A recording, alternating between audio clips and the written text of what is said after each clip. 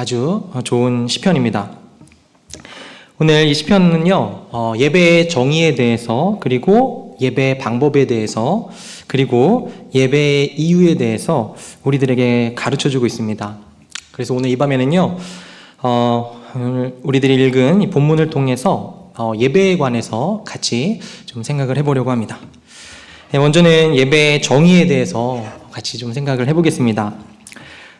우리 본문의 3절 한번 보실까요? 우리 같이 3절 같이 읽겠습니다. 시작. 여호와는 크신 하나님이시요. 아멘. 지금 이건 무슨 내용이냐면요, 1절과 2절에 오라 우리가 예배를 드리자 이렇게 이야기를 합니다. 그리고 나서 3절을 보시면 오라 우리가 예배를 드리자, 왜냐하면 그분은 크신 분이시고, 그리고 또한 그분이 모든 신들보다 크신 왕이시기 때문이다, 이렇게 이야기를 하는 거예요. 그런데 왜 시인은요, 그냥 그분이 크신 분이기 때문에 예배하자 이렇게 끝나질 않고 다른 모든 신들보다 크시기 때문이다 이렇게 한 번 더 이야기를 하는 걸까요? 이유가 있습니다. 왜냐하면요, 성경은 예배를 단순한 종교의식에 가둬두지 않기 때문에 그래요. 들어보십시오. 물론 우리들은요, 지금 예배하러 나왔죠. 근데 한번 생각해 보십시오. 우리들이 생각하는 예배는요, 일종의 종교의식입니다. 주일날 드려지는 1부 예배, 2부, 3부. 3부 예배로 치면 주일 11시부터 12시까지 진행되는 종교의식이다 이렇게 생각을 하죠. 물론 이것도 예배입니다. 그렇지만 성경은요, 예배를 그것보다 훨씬 더 큰 의미로 이야기를 하고 있는 거예요. 많은 사람들은 이렇게 생각합니다. 나는 종교적이지가 않다. 그렇기 때문에 나는 예배하고 있지 않아 라고 생각하시는 분들이 계실 겁니다. 설교를 들으시는 분들 중에서도요, 아직 신앙이 없으신 분들은 이렇게 생각을 하는 거죠. 여기 있는 사람들은 예배를 자기들이 섬기는 신한테 드리고 있는 것 같아. 그런데 나는 종교적인 사람이 아니거든. 나는 예배 행위 같은 건 하지 않아. 이렇게 생각을 하실지 모르겠어요. 하지만 이건요, 성경이 말하고 있는 예배의 정의가 아닙니다. 성경은요, 모든 사람이 예배하고 있다 그렇게 이야기를 하고 있거든요. 무슨 말이냐면 지금 시인은요, 본문을 통해 이렇게 이야기하고 있는 겁니다. 너희들은 이미 다 다른 신들을 예배하고 있다. 그렇지만 다른 신들을 이제는 그만 예배해라. 더 크신 신이신 여호와 하나님만 예배해라. 여호와 하나님만 예배하자. 왜냐하면 그분이 너희들이 지금 이미 섬기고 있는 다른 신들보다도 훨씬 더 크신 신이시기 때문에 그렇다. 이렇게 이야기를 하는 거예요. 실제로 성경은 이렇게 말하는 부분들이 많이 있습니다. 예를 들어서 십계명 같은 경우에도요, 너는 나 외에 다른 신을 내게 두지 말라라고 1계명에서 그렇게 이야기를 하죠. 이 이야기는 너희들은 신을 예배하고 있지 않은데 이제부터 예배를 시작해라 이런 말이 아니에요. 너희들은 이미 많은 다른 신들을 예배하고 있는데 그 신들을 여호와 앞에 두지 말아라. 여호와만 섬겨라. 이렇게 이야기를 하는 거죠. 핵심은요, 이겁니다. 성경은요, 모든 인간이 이미 태어나면서부터 무언가를 예배하고 무언가를 갈망하고 무언가에 자신의 소망과 모든 것을 두고 있다. 그렇게 이야기를 하는 거예요. 그런 의미에서 예배의 정의는요, 이겁니다. 예배의 정의는요, 어떤 대상에게 자신의 궁극적인 가치를 두는 거예요.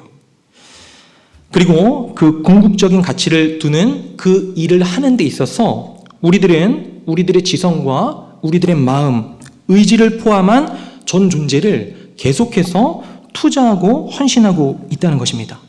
그것이 바로 예배예요. 다시 말씀드리자면 우리들은요, 여러분 모두는요, 어떤 방식으로든 예배하고 있는 중이다라고 하는 말입니다. 혹시 해리포터 보신 분들 있으신가요? 네, 그러면 이 소망의 돌이라고 하는 파트를 잘 알고 계실 겁니다. 거기 보면요, 소망의 거울이라는 것이 있습니다. 우리나라 말로 이제 번역을 해서 소망의 거울이다 이렇게 번역이 되어 있는데, 영어로 보시면요, 에리세드의 거울 이렇게 되어 있어요. 네, Mirror of 에리세드 이렇게 되어 있거든요. 근데 이 에리세드를 뒤집어서 읽으면요, 디자이어입니다. 디자이어의 거울인 거죠. 무슨 말이냐면 갈망의 거울인 겁니다. 그러니까 그 거울 앞에 내가 서잖아요. 그러면 내가 갈망하는 것이 무엇인지를 보여주는 거울인 거예요. 해리포터가 그 거울 앞에 서잖아요. 그러면 해리포터의 부모님이 보입니다. 왜냐하면 해리포터는요, 어렸을 때 부모님을 잃었고요. 그리고 해리포터가 평생 갈망했던 것이 부모님이고 부모님의 인정과 사랑이었거든요. 해리포터가 그 거울 앞에 서잖아요. 그러면 부모님이 자기를 안아주고 다독여주고 사랑해주는 모습이 보입니다. 그게 해리포터의 갈망이에요. 그리고 그 거울 앞에 친구인 론이 서잖아요.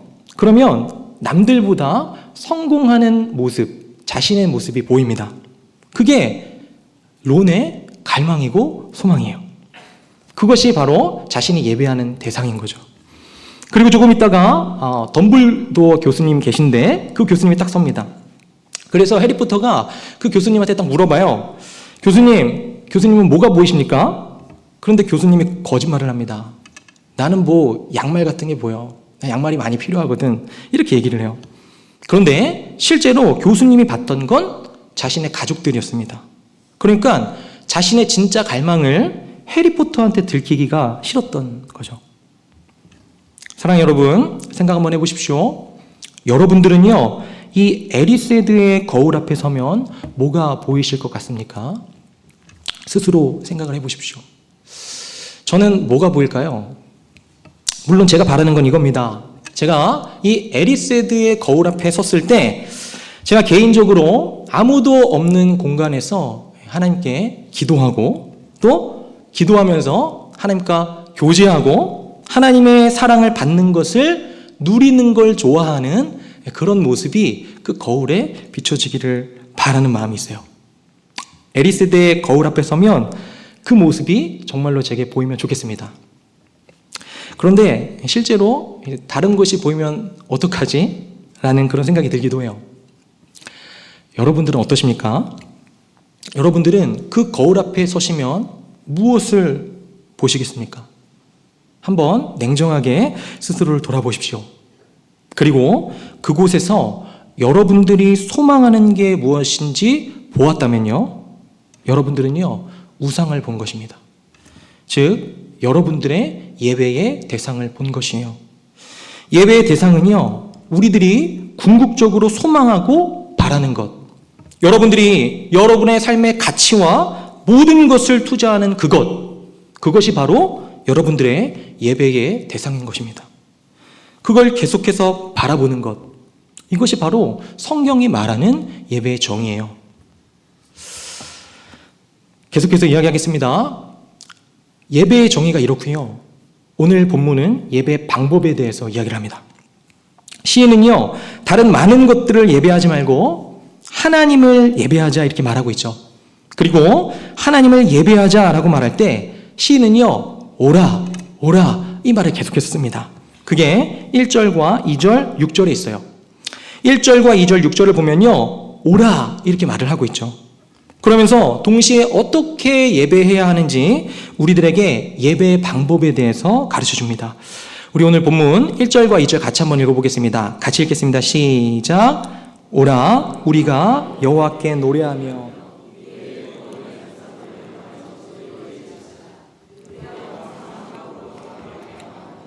시를 지어 즐거이 그를 노래하자. 아멘.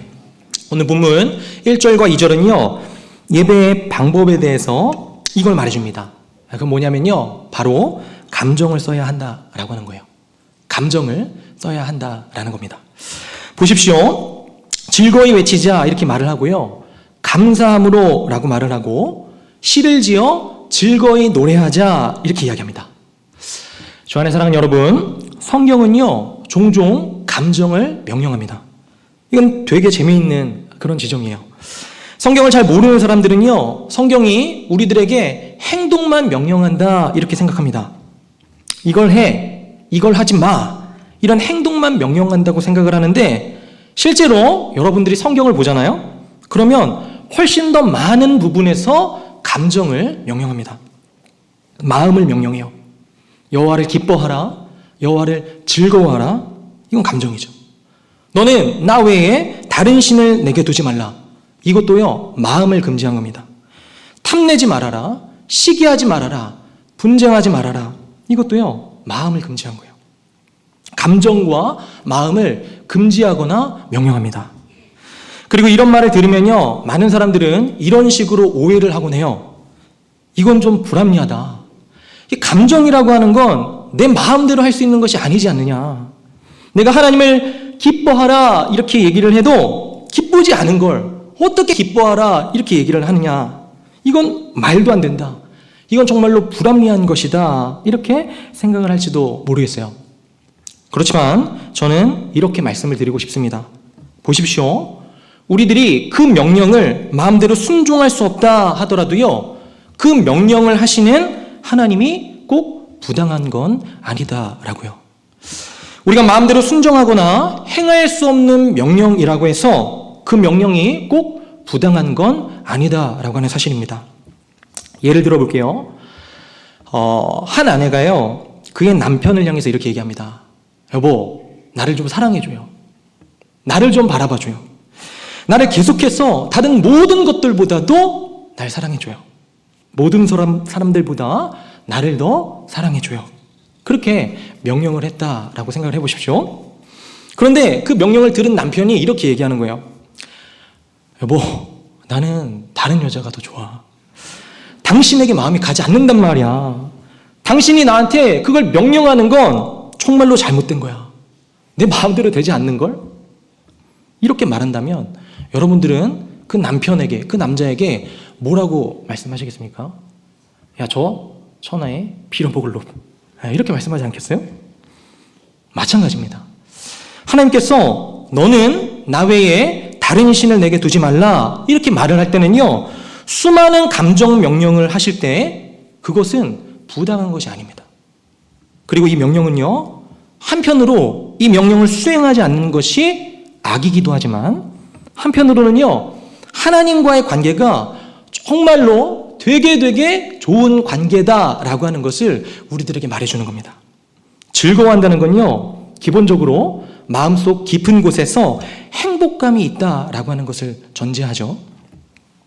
여러분, 다른 신들을 섬기는 것과요, 우리가 믿는 하나님을 섬기는 것에는요, 근본적으로 다른 것이 있습니다. 다른 신들을 섬기는 것은요, 주로 내가 의지적으로 할 수 있는 어떤 행동을 실행에 옮기는 것에 집중되어 있습니다. 주로 공로를 쌓는 것이에요. 그렇지만 하나님께서 요구하시는 것은요, 물론 여러 가지 것들에 순종하라 말씀하십니다. 실제로 순종하셔야 됩니다 이야기도 제가 드릴 거예요. 하지만 가장 중요한, 하나님께서 하시는 명령 중에 가장 중요한 하나는요, 감정입니다. 마음이에요. 네가 나를 사랑해야 한다. 난 너를 사랑한다.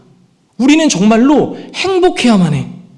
행복한 것이 우리들의 관계에서 가장 중요한 것이다. 너희들이 나를 정말로 예배하려고 한다면 너희들은 나를 행복해 해야만 한다. 이렇게 말씀하시는 거예요. 장로교회 교리문답 중에서요, 웨스트민스터 소교리 문답이 있습니다. 지금 제가 진행하고 있는 건데, 여기에 일문은요, 굉장히 유명하기 때문에 특히나 신앙생활을 이 장로교 배경에서 해오신 분들은 한 번 이상 다 들어보셨을 겁니다. 인간의 제일 되는 목적은 무엇입니까? 이렇게 물어요. 그리고 이 일문에 대한 답은요, 인간의 제일 되는 목적은 하나님을 영화롭게 하고 그분을 영원토록 즐거워하는 것입니다. 이렇게 답합니다. 이것이 인생의 목적이다 이렇게 얘기를 해요. 다른 말로 그것이 바로 우리들의 삶의 가장 중요한 의무다 이렇게 가르치고 있는 겁니다. 그리고 즐거워하는 것이 의무라면요, 행복해하는 것이 의무라면요, 하나님께서는 우리들의 인생 전체를 행복을 요구하도록 설계하셨다라고 하는 말이 됩니다. 우리들의 인생은요, 행복할 수 있도록 설계된 인생이에요. 그리고 이것이 우리들의 목적이라고 한다면요, 예배의 본질도 그렇습니다. 예배의 본질 역시 하나님을 즐거워하는 것이 예배의 본질입니다. 예배의 가장 중요한 본질은요, 의무라기보다도 즐거움이 존재하죠. 더 정확히 표현하자면 의무를 지나서요, 의무를 통과해서 즐거움에 다다르는 것입니다. 이것이 성경에서 명령하는, 특별히 시편 95편에서 명령하는 예배의 첫 번째 행해야 하는 형식, 예배의 방법이에요.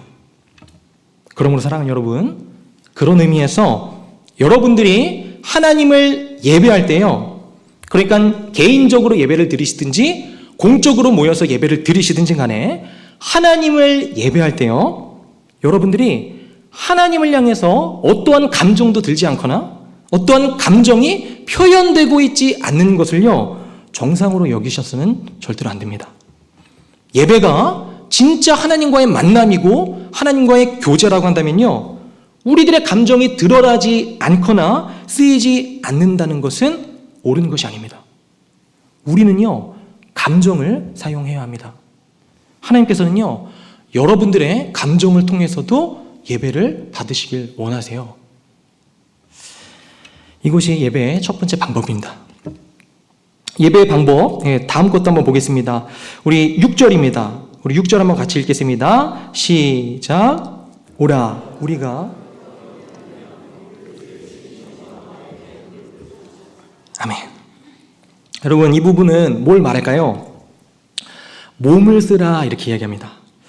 하나님께서는요, 우리의 감정을 사용해서 예배 드리기를, 예배 받기를 원하시기도 하시지만요, 몸을 사용하기를 원하세요. 그리고 이거는요, 사실은 어느 정도 경험적으로 다 아실 겁니다. 특별히 지난 코로나 기간 동안에 굉장히 많이 느끼셨을 거예요. 집에서 인터넷으로 예배 드리시는 경우가 있으셨죠? 그런데 집에서 인터넷으로 예배 드리다가 몸을 쓰는 현장에 모여서 예배를 하는 것이 조금 더 불편하다 하더라도 정말로 다르다라고 하는 것을 느끼신 분들이 많이 계실 겁니다. 물론 코로나가 처음 터졌을 때요, 집에서 예배 드릴 때는요, 옷도 좀 갖춰 입으셨고 앉아서 바른 자세로 예배 드리신 분들도 계실 겁니다. 그런데 처음에는 그렇게 하다가요, 나중에는요, 예배 시간에 어떻게 드리셨어요? 예배 시간에 가까이 오면요, 야, 이거 예배 드려야 돼 말아야 돼, 그렇게 고민하다가 예배를 안 드리기도 하셨고, 또 예배를 안 드리기에는 뭔가 죄책감이 드니까 요만한 핸드폰 가지고 이렇게 켜고 드리셨죠. 그때 여러분들 어떠셨습니까? 여러분들은 예배를 시청한 건가요? 아니면 예배를 드리신 건가요? 이 두 가지는요, 굉장한 차이가 있다라고 하는 사실을 이미 여러분들은 느끼셨을 거예요. 그런데 실제로 재미있는 건요, 우리들의 이 예배의 대상이 우리들의 몸과 연결이 된다라고 하는 것입니다. 다시 한번요, 우리들의 예배의 대상이요, 우리들의 몸과 연결이 돼요. 이건 이런 의미입니다. 들어보십시오. 여러분들 이런 말 들어보셨죠? out of sight, out of mind. 네. 뭐죠? 눈에서 멀어지면 마음에서도 멀어진다라고 하는 거예요. 계속해서 눈으로 자주 보는 상대는요, 마음이 갑니다. 눈은 육체죠. 그런데 눈으로 자주 보지 않잖아요? 그러면 마음이 떠나게 돼요. 예를 들어 이런 겁니다. 이런 적 있으실 거예요. 여러분들이 짝사랑하는 어떤 대상이 있으셨을지 모르겠습니다. 그런데 짝사랑하시는 대상이 있다가도 그 사람을 자주 볼 때는 계속해서 마음이 막 깊어지다가 갑자기 눈에서 사라진다? 그러면 마음이 조금 힘들기는 하죠. 그런데 그 시간이 지나면 지날수록 내 안에 가득했던 그 짝사랑했던 그 마음이 사그러지는 경험들을 해보셨을 거예요. 혹은 여러분들이 한 10년 전을 생각해 보십시오.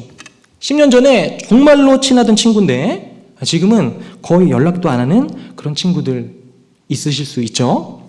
그런데 그 친구와 꼭 싸워서 그렇게 되었느냐? 그렇진 않습니다. 사는 지역이 좀 멀어져서 자주 만나기 힘들어져서 그러다 보니까 자연스럽게 관계가 멀어지는 것을 우리들이 볼 수가 있죠. 그 사람에 대해서 싫은 마음을 가지고 있는 것도 아니고 싸운 것도 아닙니다. 그럼에도 불구하고요, 관계는 좀 멀어졌어요. 왜 그렇죠? 보지 않으니까요. 그만큼 우리들의 육체는요, 굉장히 중요합니다. 실제로 여러분들이 무언가를 다른 것을 계속해서 예배하잖아요. 그러면 여러분들은 그 대상을 향해서 여러분들의 육체, 하다못해서 손가락이라도 계속해서 쓰게 됩니다. 여러분들이 보는 유튜브 있으시죠? 그건 손가락을 이용해서 여러분들이 원하고 숭배하고 경배하는 대상을 계속 예배하는 방식으로 그 손과 손가락을 쓰는 것입니다. 예컨대 여러분들이 투자 정보에 관심이 있으세요? 그러면 여러분들은 그 유튜브 검색창에 주식 관련된 정보들을 검색하실 겁니다. 그러면 어떻게 되죠? 계속해서 여러분들은요, 그 대상을 경배하게 됩니다. 혹은 여러분들이 정치의 왼쪽이나 오른쪽에 굉장히 관심이 있다? 그러면 여러분들은 계속해서 그쪽 관련된 유튜버들을 검색하면서 왼쪽이든 오른쪽이든 거기에 마음이 쓰일 것입니다. 그리고 나서 시간이 계속 지나가잖아요. 그럼 여러분들은 이 삶 전체를 바라보는 방식, 삶의 이 프레임들이요, 그것에 의해서 결정되는 것을 경험하게 되실 거예요. 모든 것이요, 오른쪽 아니면 왼쪽으로 보이게 됩니다. 모든 것이 정치적으로만 보이게 돼요. 또 모든 것이 투자 정보로만 보이는 겁니다. 실제로 저는요, 이런 이야기들을 너무 많이 듣고 실제로 많이도 봤어요. 사랑하는 여러분, 핵심은 이겁니다. 이걸 예배 현장으로 가져오면요, 여러분들이 예배당에 어떤 자세로 앉아 있는가, 어떠한 태도로 예배하는가, 찬송을 부를 때 어떻게 소리를 내는가, 그리고 누구와 함께 있는가 하는 이 모든 것들이요, 여러분들에게 영향을 미친다라고 하는 겁니다. 그리고 조금 더 확장을 해보면요, 우리가 예배를 하잖아요. 그러면 우리 입장에서 우리들이 무언가를 갈망해서 정말로 욕망해서 그것을 예배하긴 하지만 도리어 우리는 예배하는 대상처럼 변해가기도 한다는 사실, 그 사실을 꼭 기억하시길 바랍니다. 여러분들이 계속해서 돈을 예배하잖아요. 그러면 여러분들은요, 돈 문제에 있어서 굉장히 약한 사람이 될 것입니다. 이건요, 꼭 짠돌이가 된다는 의미가 아니에요. 돈을 잃을 때 삶 전체를 잃는 것처럼 고통스러워 하시게 될 겁니다. 여러분들이 인간관계를 예배하잖아요. 누군가에게 인정받는 것을 예배하잖아요. 그러면 여러분들은 그 사람의 인정을 잃어버릴 때 그냥 슬퍼하는 것이 아니고요, 삶 전체를 잃어버린 것처럼 절망해 버릴 수가 있는 거죠. 누군가에게 싫은 소리를 요만큼도 듣기 싫어하는 사람, 그 사람도 마찬가지인 거죠. 사람들로부터 싫은 소리를 듣게 되면 그냥 기분이 안 좋은 것에서 끝나는 것이 아니고 엄청 예민하게 반응을 하는 거죠. 왜 그렇습니까? 그건요, 여러분들이 그 대상을 예배했기 때문에 그렇습니다. 그리고 이런 분들은요, 인간관계에 있어서 더 좁아집니다. 더 관대해지는 게 아니고요, 쉽사리 상대를 용서하지 못하고 또 좁아져요. 여러분들이 우상을 숭배하잖아요. 이것은 성경에 굉장히 많이 나오는 주제 가운데 하나인데, 여러분들이 우상을 숭배하면 여러분들은 우상처럼 변해가게 되는 것을 경험하게 될 것입니다. 마찬가지예요. 여러분들이 무엇을 예배하든 여러분들은 그 예배하는 대상을 닮아가게 됩니다. 그 말은 역으로 생각하면 여러분들이 예수 그리스도를 통해서 하나님을 예배하잖아요. 그러면 여러분들은 하나님을 닮아가게 된다라고 하는 사실이에요. 다음으로 본문이 가르치는 예배의 이유에 대해서 함께 생각해 보겠습니다. 예배의 이유는요, 3절로부터 5절 그리고 7절에 나와요. 1, 2절에 보면 예배를 드리자 이렇게 이야기합니다. 우리 함께 즐거이 하나님께 예배를 드리자 이렇게 말을 하고, 3절에 보면요, 우리나라 말에는 번역이 안 되어 있지만 암묵적으로 번역되어 있지만 3절과 7절 앞에는 왜냐하면이 붙어 있습니다. 그러니까 예배를 드리자, 왜냐하면 여호와는 크신 하나님이시오 모든 신들보다 크신 왕이시기 때문이로다. 땅의 깊은 곳이 그의 손 안에 있으며 산들의 높은 곳도 그의 것이로다. 바다도 그의 것이라 그가 만드셨고 육지도 그의 손이 지으셨도다. 무슨 말이냐면요, 이런 겁니다. 지금 시편 기자는요, 예배의 이유에 대해서 두 가지를 말해주는데, 하나는 이거예요. 그분이 크신 하나님이기 때문에 그렇습니다. 이 밑에 보면요, 그분이 크신데 어떻게 크시냐? 땅의 깊은 곳, 산들, 바다, 육지, 그 모든 것들을 다 만드신 분이 그분이시다, 이렇게 얘기를 해요. 왜 갑자기 이렇게 이야기하는 걸까요? 당시 사람들은요, 신들을 섬길 때 땅이나 육지, 바다에 있는 피조물들을 신으로 섬겼습니다. 그런데 시편 기자는 이렇게 이야기하는 거예요. 너희들이 땅이나 육지, 바다나 육지 안에 있는 모든 피조물들을 신으로 섬기고 있는데 너희들 그런 것들을 신으로 섬겨서는 안 된다. 그런 것들은 너희를 진짜로 두렵게 할 수 있는 존재가 아니야. 그런 것들은 진짜로 너희들의 운명을 좌지우지할 수 있는 존재가 아니야. 그러니까 다른 것들 예배하지 말고 여호와 하나님을 예배하렴. 여호와 하나님만이 그 모든 것을 만드신 최고로 높으신 분이기 때문이다. 이렇게 얘기하는 거예요. 그리고 이걸 우리 삶에서 살아가는 방식으로 적용을 해보자면 이런 겁니다. 돈은 너희들의 운명을 바꿀 수 없단다. 돈을 만드신 분을 예배하렴. 너희들의 성취나 삶에서 너희들이 얻을 수 있는 것이 네가 추구하고 바라고 소망하는 다른 모든 것들이 너희들의 삶을 바꿀 수 없고 너희들을 좌지우지할 수도 없단다. 그 모든 것들을 만드신 분을 예배하렴. 그 모든 것들을 만드신 분이 훨씬 더 크신 분이기 때문이다. 이렇게 이야기하는 거죠. 이것이 예배의 첫 번째 이유입니다. 그분은요, 크신 분이세요. 혹시 이렇게 말하고 싶은 분이 계실지 모르겠습니다. 목사님, 저는 그분이 크신 것을 이미 알고 있습니다. 아니요. 잘 생각해 보십시오. 삶에서요, 내가 하나님을 두려워하는 것보다 내가 지금 가까이 하는 사람이 나한테 뭐라고 말하는지를 두려워하고 있다면요, 여러분들은 지적으로는 알고 있지만 실제로 하나님이 얼마나 크신 분이신지를 모르고 있는 셈입니다. 성경은 이렇게 이야기해요. 그분이 정말로 크신 분이시라고요.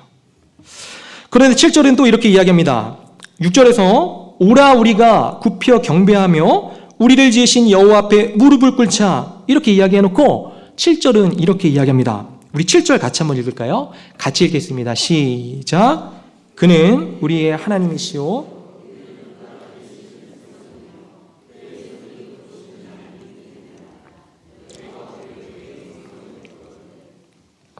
무슨 말입니까? 한편으로는요, 성경은 하나님이 너무 크신 분이시다, 이렇게 말을 합니다. 그런데 또 다른 한편으로는요, 그 크시고 위대하신 하나님이 우리의 하나님이시다, 이렇게 말을 하는 거예요. 바꿔서 말하면 그 크시고 위대하신 분이, 표현이 조금 그렇지만 내 것이다 라고 하는 겁니다. 내 것 말이에요. 나의 하나님이라는 겁니다. 우리의 하나님이라는 거예요. 그분이 우리를 나의 것이다 말씀하시고 우리들이 그분을 나의 하나님이다 말할 수 있다라고 하는 거죠. 우리들이 주기도문을 보면요, 이 부분이 반영되어 있다는 걸 알 수가 있습니다. 주기도문 맨 처음에 뭘로 시작하죠? 하늘에 계신 우리 아버지요.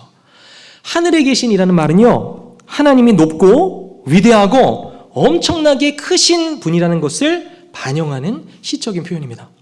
그리고 그 하늘에 계신 위대하신 그분이요, 우리들의 아빠라는 거죠. 그리고 이것이 바로 예배를 만들어내는 감정입니다.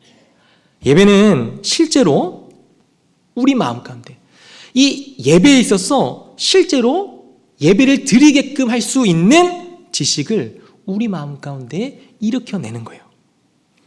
여러분들이 하나님의 크기를 더 많이 알아갈수록, 그리고 우리 자신을 그분이 얼마나 사랑하시는지를 더 많이 알아가면 알아갈수록 그 위대한 분이 나를 사랑하신다는 거, 그것을 진짜로 감정적으로 이해할수록 여러분들은요, 그를 단순히 종교적인 의식으로만 예배하는 게 아니고 그분을 마음으로 정말로 예배하게 될 것입니다.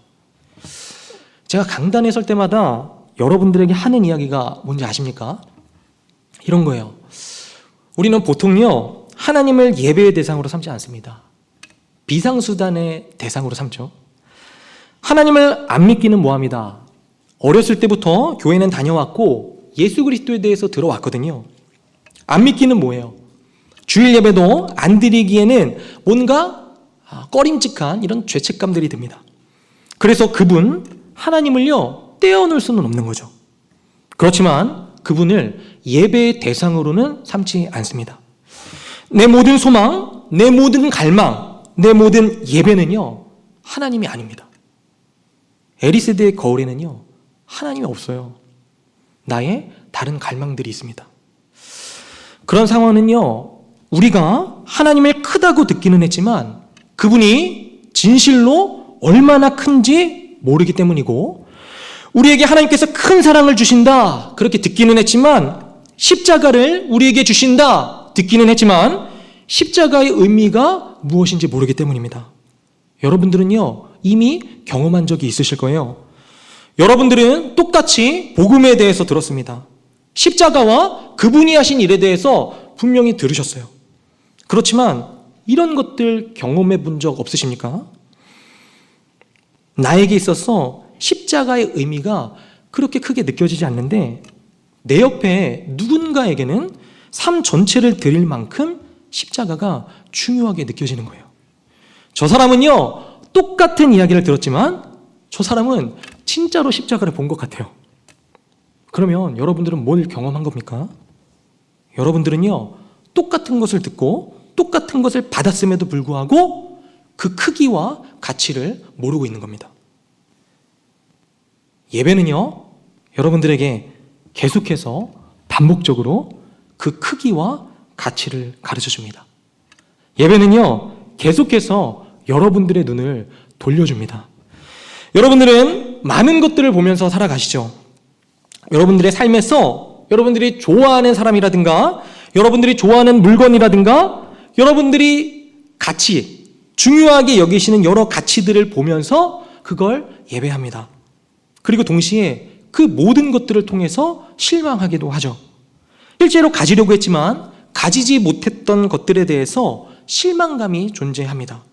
그리고 그 가운데서 여러분들이 하나님에 대해서 들을 때, 여러분들이 공예배에 참석하실 때, 사람들과 하나님에 대해서 이야기를 나누실 때 점점 하나님은 여러분들 가운데서 커져 가시는 거죠.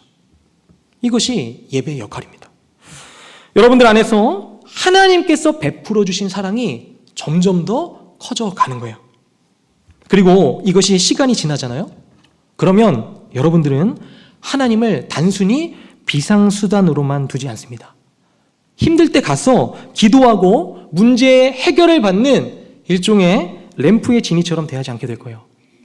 여러분들은 그분을 예배하게 될 겁니다. 그리고 그 하나님은요 진실로 여러분들의 예배를, 여러분들의 모든 감정과 마음을 빼앗길 만큼 아름다우시고 탁월하시고 영화로우신 분이십니다. 그분은요 정말로 크신 분이세요. 이것이 바로 시편 기자가 말하는 예배의 이유입니다.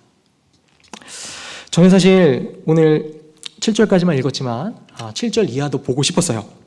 그러나 시간 관계상 한 가지만 더 생각해보고 말씀을 맺도록 하겠습니다. 저의 사랑하는 여러분, 이 시편은요 굉장히 소중한 책입니다. 이건요 하나님의 백성의 노래책이고요, 그리고 정말 무오한 하나님의 말씀이기도 하죠. 그렇지만 그리스도인들이 시편을 읽을 땐 한 가지 더 생각해야 하는 사실이 있습니다. 4세기 교부였던 아우구스티누스는요 시편을 이렇게 표현했어요. 시편의 가수는 예수님이시다, 이렇게 말해요. 이 시편은요 우리들이 부르는 노래이기도 하지만 하나님의 백성들이 하나님께 간구한 기도, 노래, 찬양이기도 하죠. 그런데 예수님이 부르신 노래이기도 하다는 겁니다. 보십시오. 예수님도 이 땅에 오셔서 33년 동안 삶을 사시면서 그분도요, 회당에 가셔서 매번 시편을 부르셨습니다.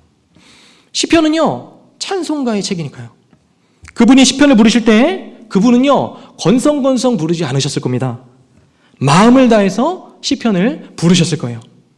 그리고 생각해 보십시오. 그분이 오늘 우리가 읽었던 이 시편 95편을 노래하신다 생각을 해보세요. 상상해 보십시오. 그분이요, 사람들을 초청하는 겁니다. 오라, 우리가 여호와께 노래하며 우리의 구원의 반석을 향하여 즐거이 외치자. 우리가 감사함으로 그 앞에 나아가며 시를 지어 즐거이 그를 노래하자. 그분이 하나님의 백성과 함께 하나님을 찬송하고 싶어 하십니다.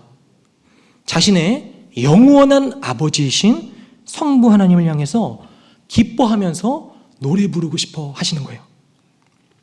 여호와는 크신 하나님이시고 모든 신들보다도 크신 왕이시기 때문이라. 사랑하는 여러분, 예수님만큼 하나님이 얼마나 크신지 아는 분은 없습니다. 우리가 아무리 하나님을 알아도요, 예수님만큼 성부 하나님이 얼마나 크신 분인지 알지 못해요. 그분은 하나님을 정말로 완전히 아신다고 말씀하실 수 있는 분이십니다. 그분은 얼마나 그분이 위대하신지 알고 계시는 분이세요. 그래서 정말 큰 감격 가운데 노래하셨을 겁니다. 4절부터 7절이에요. 땅이 깊은 곳이 그의 손 안에 있으며 산들의 높은 곳도 그의 것이로다. 바다도 그의 것이라. 그가 만드셨고 육지도 그의 손이 지으셨도다. 오라, 오라. 그리스도께서 여러분을 부르십니다. 우리가 굽혀 경배하며 우리를 지으신 여호와 앞에 무릎을 꿇자. 그는 우리의 하나님이시오. 우리는 그가 기르시는 백성이며 그의 손이 돌보시는 양이기 때문이라. 그분은요, 백성 중에 왕이시지만 백성들 가운데 백성 중에 하나로 계셨습니다. 성부 하나님의 백성 중에 하나로 계셔서 함께 성부 하나님을 노래하고 찬송하고 싶어 하십니다. 우리들과 똑같은 자리에서 말이죠. 주 안에 사랑하는 여러분, 그분께로 더 가까이 나아가시길 바랍니다. 그리고 그분과 함께 그분 안에서 날마다 우리 주님을, 우리 주 하나님, 크신 하나님을 예배하는 모든 성도님들이 되시기를 주님의 이름으로 축원드립니다.